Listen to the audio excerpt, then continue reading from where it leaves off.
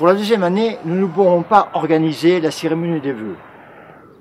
Le Covid que l'on croyait envolé ne cesse de se réinventer. Hier le Delta, aujourd'hui l'Omicron qui joue le rôle de mauvais génie. Depuis mars 2020, nous avons vécu plusieurs confinements et subi plusieurs couvre-feux. Mais malgré ce contexte, nous sommes déterminés à faire avancer notre commune. Les élus et les services assument leur mission et préparent le CanOS de demain. Je vais vous présenter dans la vidéo qui vient 6 projets que nous mettrons en œuvre au cours de l'année 2022. J'aurais pu parler d'autres projets, mais la vidéo aurait été vraiment très longue. Le premier projet d'ampleur, d'un coût d'environ 2 millions d'euros, qui va débuter au cours du premier semestre 2022, est la rénovation complète de l'ancienne route de Perpignan, qui va devenir une véritable avenue urbaine, plus large, plus sécurisée, qui sera équipée d'un éclairage public performant et de ralentisseurs. Elle sera complétée par la création d'une piste cyclable qui traversera l'ancien parcours santé. Le deuxième axe concerne la voie qui borde notre Prade, qui démarre près du cimetière.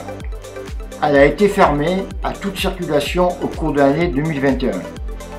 Nous allons poursuivre son aménagement en l'équipant d'agrès de sport, mais également d'espaces ludiques pour les enfants, afin qu'ils puissent aussi s'initier à la pratique du sport.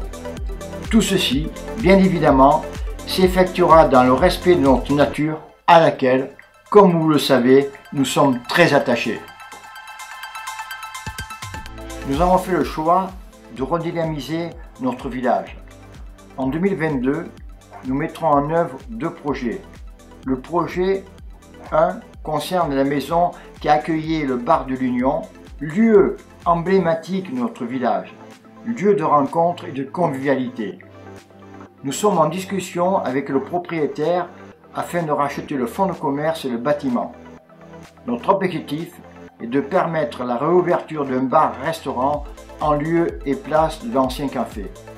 Le second, nous avons fait l'acquisition d'un ensemble de maisons, rue du Porche, afin de créer de l'habitat de qualité, et nous préserverons un espace commercial de 80 à 100 m² situé au rez-de-chaussée, auparavant la boulangerie Escara. Nous avons prévu, dans les années à venir, de créer un espace sport-loisirs sur 17 hectares. Mais dans l'immédiat, nous travaillons à la rénovation de la halle des sports afin qu'elle devienne un outil performant pour nos associations, pour nos écoliers, et nous la maintenons sur le site actuel pour qu'elle soit située au cœur du village. Au cours de ce premier trimestre, un maître d'œuvre va être choisi. Nous allons associer dès le début de cette année les associations et les utilisateurs de la halle pour que ce projet soit co-construit. Parallèlement, nous créons des parcours de footing avec des distances variées, pannotées, dans toute la ville, qui vous permettront, si vous le souhaitez, de participer à la course de la Saint-Jordi qui se déroule chaque année au mois d'avril. Je vais maintenant évoquer le projet NutriCan, que certains d'entre vous connaissent. Il s'agit de lutter contre un fléau de notre époque, la malbouffe. Aujourd'hui, c'est 17% des enfants de 6 à 17 ans qui sont en surpoids. On va démarrer avec 3 leviers d'action. Le premier, c'est ce formidable outil que nous avons à CanOS qui est le restaurant scolaire. Notre chef Christo travaille déjà avec une diététicienne pour élaborer les repas. Nous y associerons un groupe de parents dès le début de l'année.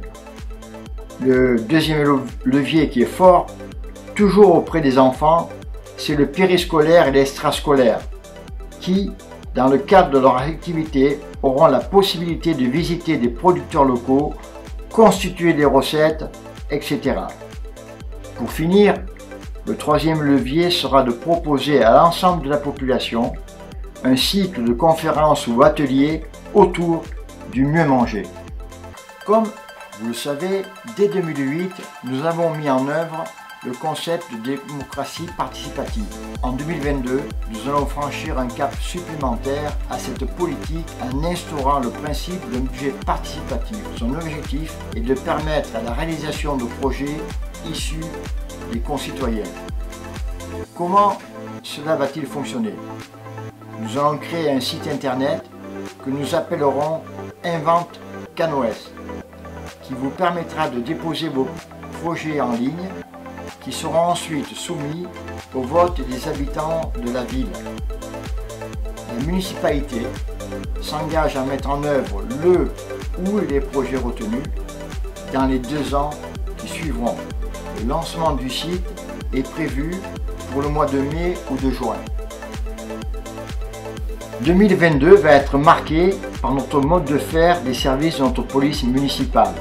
On le sait, les méfaits qui sont commis sur un territoire impactent souvent les communes voisines.